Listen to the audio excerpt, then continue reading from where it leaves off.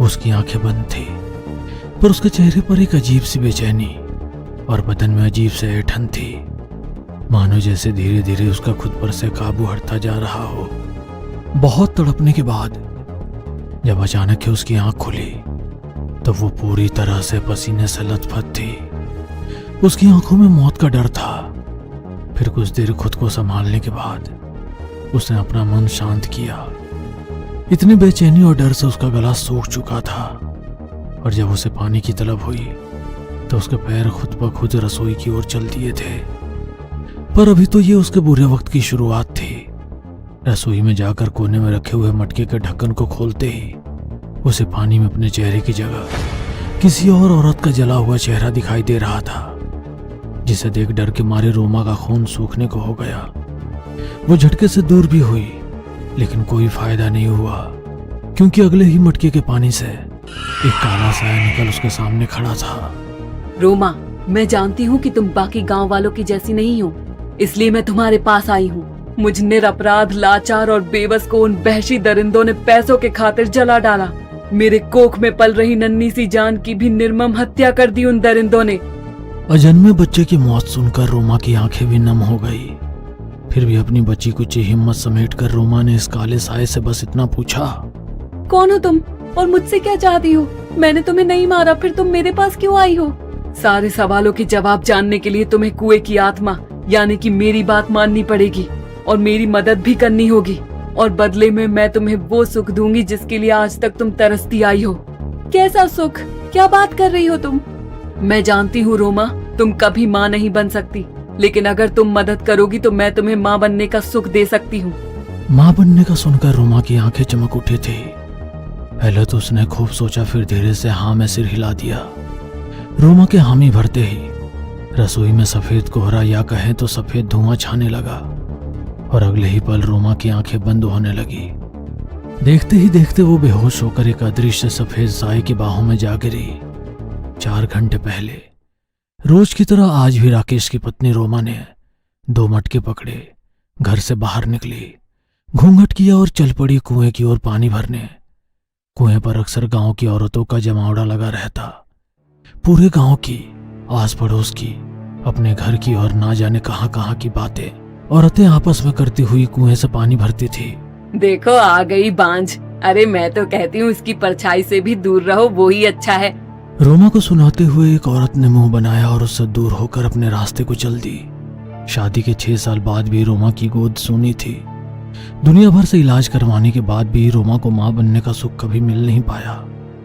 रोमा इतने ताने सुन चुकी थी कि आंखों में आंसू कब से सूख चुके थे, और अब अगर उसे कोई ताना मारता तो रोमा उसे अनसुना कर आगे बढ़ जाती। रोमा कुएं से दूर खड़ी अपनी पारी का इंतजार कर रही थी कि तभी उसने एक औरत को कहते सुना है कि अपनी राम खिलावन की नई नवेली बहू ने अपने शरीर पर मिट्टी तेल डालकर आग लगा ली कल रात को। फिर क्या था, जल गई। घर वाले जागे और पानी लेकर उसकी ओर भागे।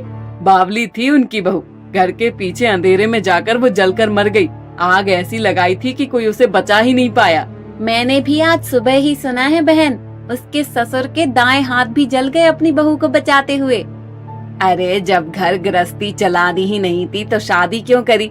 फिजूल में उसके सास ससुर और उसके पति को पुलिस थाने के चक्कर काटने पड़ेंगे अब। सुना है लड़की के माँ बाप भी तो आए हैं, पता नहीं कौन सी पंचायती होगी अब। रोमा कान लगाकर ये सब सुन रही थी कि तभी एक अधेड़ उम्र की महिला ने रोमा को अपने पास बुलाते हुए कहा, ओ रोमा, यहाँ आओ। वहाँ खड़ी खड़ी क्या हमारी बातें सुन रही हो? और बोलोगी बतियाओगी नहीं तो लोग तुम्हारे बारे में भी कुछ कहानी बना लेंगे, समझी? अधेड़ उम्र की बात सुनकर रोमा उसके पास गई, लेकिन उसके मन में अभी भी राम खिलावन की बहू की बात ही घूम रही थी, क्योंकि उसने भी 1-2 बार उसे कुएं के पास देखा था। चाची, क्या सच में राम खिलावन की बहू में कोई ऐब था? मुझे तो भली लगती थी बेचारी। नहीं री, कोई ऐब नहीं था, लेकिन राम खिलावन के सास ससुर को दहेज का चस्का लगा हुआ था, और अभी भी लगा हुआ है। बेचारी पायल हाजरी बजाती थी उनकी, सारा काम करने में लगी रहती थी।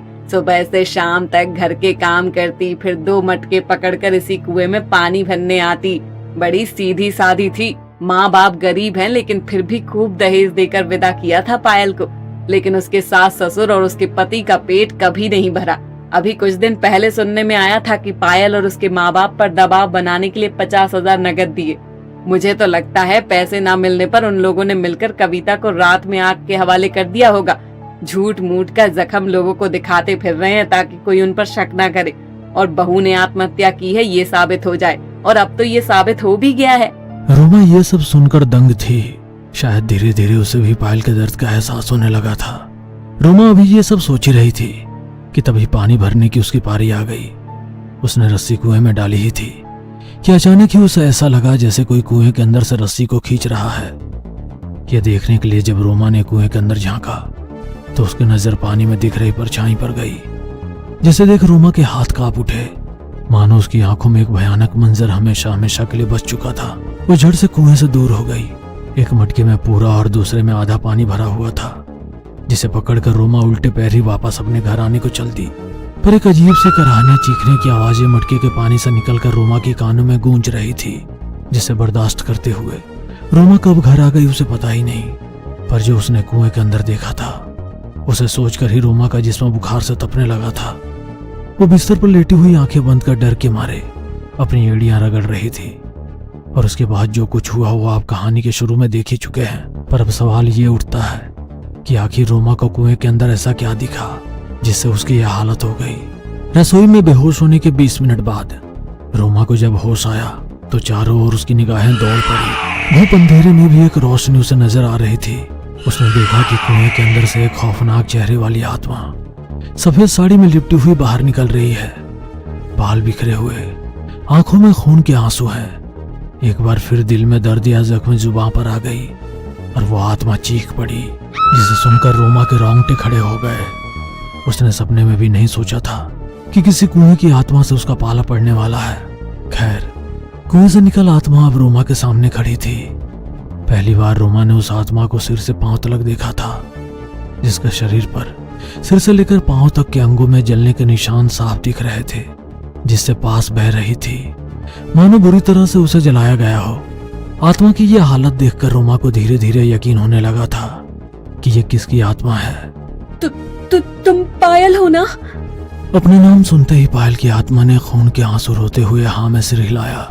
क्या हुआ था तुम्हारे साथ? गांव वाले अपनी अपनी कहानी सुनाते हैं, लेकिन मुझे सच जानना है, तुम्हारा सच पायल। मैं यानी कि पायल एक मामूली किसान की बेटी थी। मैं शादी नहीं करना चाहती थी, लेकिन एक बाप को अपनी बेटी ब्याहनी ही पड़ती है, नहीं तो ये समाज लड़की में कोई ऐब ढूंढने में माहिर तो है ही। मेरी सास, मेरे ससुर और मेरे पति राम खिलावन तीनों ही मेरे गांव आए थे पिताजी से मेरा हाथ मांगने। जब सारी बात हो गई तो उन्होंने पिताजी से दहेज को कहा, जिससे सुन पिताजी बोले कि वो दहेज नहीं दे पाएंगे। थोड़ी अनबन हुई, फिर वो लोग बिना दहेज के ही शादी करने को मान गए। उस वक्त पिताजी के पास 10 बीघा जमीन थी खेती करने लायक। उन्होंने वो जमीन गिरवी रख दी ताकि मेरा ब्याह अच्छे से हो जाए। लेकिन बारात की रात मेरे ससुरालियों ने अपनी एक चाल चली। उन्होंने मेरे पिताजी से ऊंची आवाज में कहा कि 30,000 नगद दे तभी डोली उठेगी। बगैर दहेज के विवाह करने में कोई रस नहीं है, पैसे मिलने पर ही डोली उठेगी, वरना बारात वापस चली जाएगी और साथ में हमारा सम्मान भी।